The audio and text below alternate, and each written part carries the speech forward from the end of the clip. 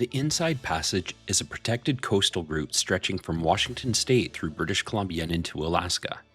Known for its sheltered waters and stunning scenery of forests, mountains, and glaciers, it provides a safer route for thousands of vessels, from cruise ships and commercial fishing boats to private yachts, tugboats, and BC ferries.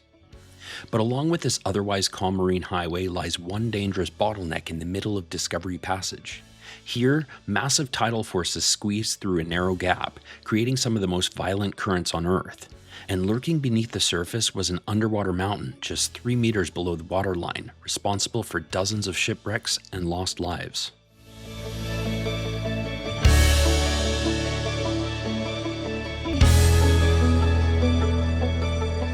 The Salish Sea is a massive inland sea covering roughly 18,000 square kilometers of coastal water.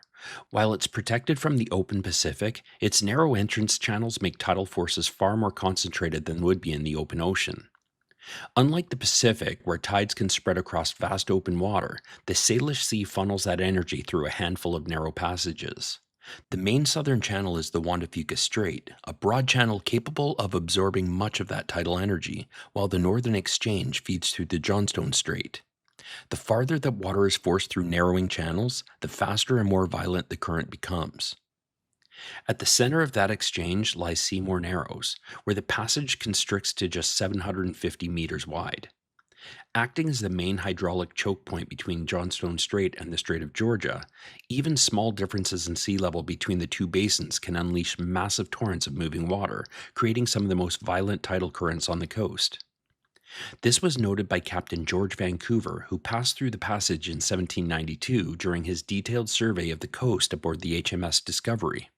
He described it as one of the vilest stretches of water in the world. In 1862, British hydrographer George Henry Richards named the Narrows after Rear Admiral Sir George Francis Seymour, who commanded Britain's Pacific Station during the 1840s. As treacherous as Seymour Narrows was because of its powerful tidal flow, another danger lurked just below the surface. In the fast-moving current, two peaks of an underwater mountain just 3 meters below the surface created violent eddies and whirlpools near the center of the channel. Richards also charted it and named it Ripple Rock after the standing wave, or ripple, that formed above it during strong tides. During early planning for the Transcontinental Railway in the late 1860s, Ripple Rock was proposed as a mid-channel support for a bridge across Seymour Narrows, part of an ambitious plan to connect the mainland to Vancouver Island by rail. Although the bridge proposal was abandoned, Ripple Rock remained in place as one of the greatest hazards to navigation on the coast. That danger became clear in 1875 when Ripple Rock made international headlines after the USS Saranac became one of the first major vessels to strike it. Lieutenant Commander Sanders managed to steer the crippled ship toward shore, allowing all 173 men aboard to evacuate before she slipped beneath the surface less than an hour later. But Saranac would be far from the last. With thousands of vessels transiting Seymour Narrows each year, at least 20 large ships and more than 100 smaller vessels would strike, sink, or be damaged by the hidden underwater mountain over the following decades, claiming more than 110 lives. Mariners came to know it simply as Old Rip, a fitting nickname for one of the most feared hazards on the Pacific coast. By the early 1900s, American officials were openly demanding its removal. The pressure intensified in 1904 when U.S. Army cable ship Burnside struck Old Rip and tore a massive hole in her hull while en route to repair communication lines in Alaska. It wasn't until 1931 that a Marine Commission formally recommended the removal of Ripple Rock.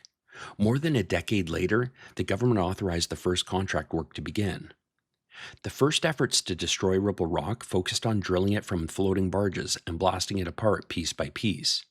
In 1943, engineers anchored a drilling barge in place using 6 steel cables, each tied to massive anchors weighing nearly 1,000 tons combined. But the violent currents of Seymour Narrows proved too strong, snapping a cable roughly every 2 days and forcing the project to be abandoned. A second attempt followed in 1945, using 2 large overhead steel lines to support the operation. That effort also failed. Of the 1,500 controlled blasts planned, only 93 were completed, barely making a dent before the project was called off. Over the years, a number of other methods were proposed to deal with Ripple Rock, including everything from naval explosives to the idea of vaporizing it with a nuclear bomb. It wasn't until 1953 that the National Research Council of Canada settled on a final plan, tunneling beneath Ripple Rock from nearby Maud Island and placing massive explosive charges directly under its peaks. The plan was approved and work began soon after. Starting in November 1955, crews worked around the clock for the next 2.5 years, carving a vertical shaft into Maud Island, then a horizontal tunnel stretching beneath Seymour Narrows to the base of Ripple Rock. From there, additional shafts were drilled upward into the Twin Peaks where the explosives would be placed. In total, 1,270 tons of Nitromex explosives were packed into the tunnels, making it at the time the largest non nuclear planned explosion in history.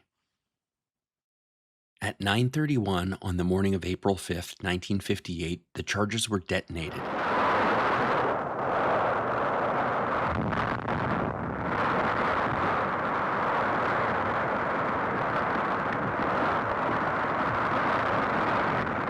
The blast displaced more than 600,000 tons of rock and water, sending debris hundreds of meters into the air and finally shattering the underwater mountain that had haunted mariners for generations.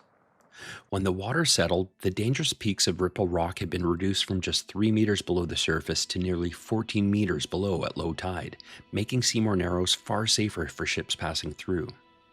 The blast at Ripple Rock removed the hidden underwater threat, but Seymour Narrows itself remains as powerful as ever. Even today, the tidal currents can still surge through the passage at speeds of up to 15 knots, forcing large vessels and cruise ships to carefully time their crossings at slack tide. Major shipwrecks in the Narrows became far less common after 1958, but accidents still happen. In 1981, the freightliner Star Philippine ran aground after losing control in the powerful current. Just 3 years later, in 1984, the cruise ship Sundancer struck a submerged reef near the Narrows, tearing a massive hole in its hull and forcing the evacuation of all 787 passengers and crew. These incidents proved that even without Ripple Rock, Seymour Narrows was still no easy passage. For more than a century, Ripple Rock claimed ships, cargo, and lives beneath the surface. Its destruction in 1958 brought an end to one of the most feared navigational hazards on the Pacific coast.